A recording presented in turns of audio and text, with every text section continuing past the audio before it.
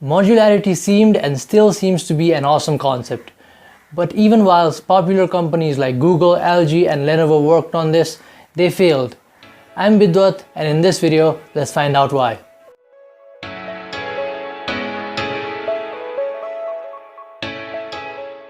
Now, this concept of modular smartphone is old, but it didn't become popular until 2013 when a guy named Dave posted a video on YouTube about his concept of phone blocks.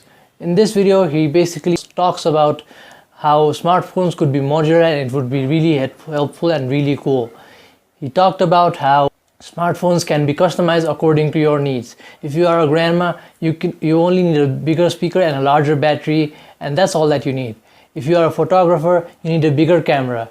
If you work on the cloud too much, you can replace your data with battery instead, things like that.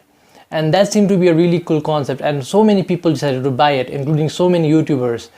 And when this concept started getting views among people and when it got shared in social media, Motorola at that time, which was owned by Google, decided to work with the guy Dave, and they decided to make this happen. They wanted to make it happen. So they worked on Project Ara. Project Ara seemed to be a really cool concept until 2015 or early 2016 when it released a video.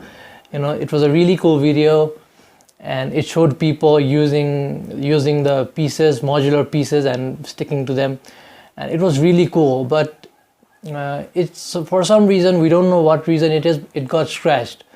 And similarly, in 2016, LG wanted to make a modular phone. It released the LG G6.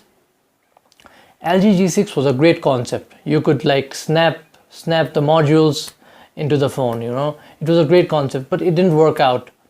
And now Motorola is a player in the game.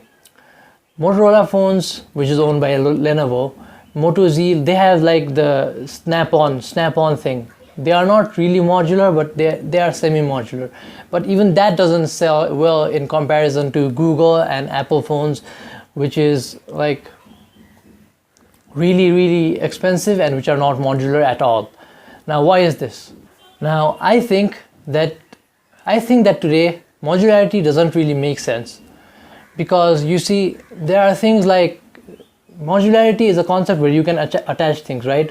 But it doesn't really make sense to me, because if you want a larger battery in your phone, you can just go out there and get a power bank, and it would not be proprietary to one single phone.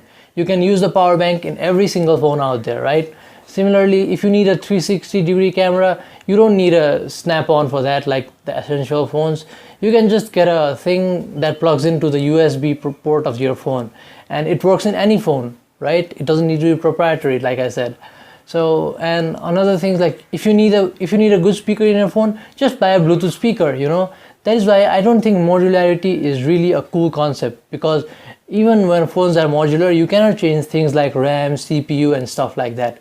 Those are the things that really get old. If you need to add something else, you can just buy it as a peripheral device for your phone. So I don't think it'll work. Now, another reason would be that people don't really care about modularity, While geeks and nerds like us might care about modular phones and it might seem to be a really cool concept, people just like to have what every other people like to have, People would rather buy an iPhone like every other people on earth than to own an individual phone, An iPhone is recognized, and when they pull out an iPhone, people will be like, oh wow, that's an iPhone. But if you have a proprietary modular phone, people don't really care, and that's why I don't think people really buy the concept of modular smartphones. People are really content with what they have. They still store their phones and they buy new one every 2 years, so it's not really a problem for them. They'll get a new hardware every 2 years, and it's not a big deal for average people. So yeah, that's the second reason. And the third reason would be that companies need to make profit, right? If any company decided to make modular smartphones, there wouldn't be much profit in that. Like for example, if I owned any company, a phone company, and if I made modular smartphones, how much profit would I be getting?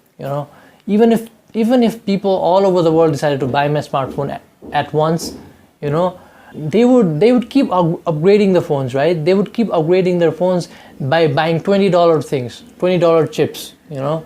That wouldn't make me much profit than people buying $700 phone every 2 years or so, you know. It would make me a lot much money. So manufacturers like Apple and Samsung and other big manufacturers hold off on making modular smartphones a thing. You know, that profit really adds up to companies, guys, whether anyone agrees or not. It's one of the main factors about making a smartphone. Now, I know there are some really cool concepts around modular phones. You know, the concept of Fairphone, if you haven't heard, Fairphone is a phone that lets you like take apart your phone without much experience or without much knowledge about computer things, you know. It's easy to take out. If you broke your camera, just take the camera out and keep another camera in. If you break your screen, just take the screen out and keep another screen. Things like that, you know. But I don't think people will really like that because it adds bulk to the phone, you know. There is a huge marketing for companies to make thinner and lighter devices. So if any device is modular, then it is bound to be more heavier than phones today. You know, it's not compact and sleek and sexy and beautiful.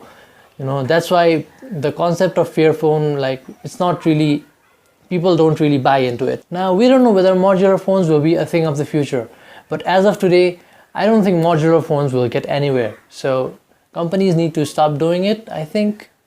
And companies like Google and Apple and those bigger companies should be pushing modular smartphone if it wants to make it a thing.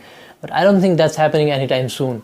So that is what I think about modular phones. Let me know what you guys think about it in the comments below, and thanks for watching. Okay, Google, which is the best religion?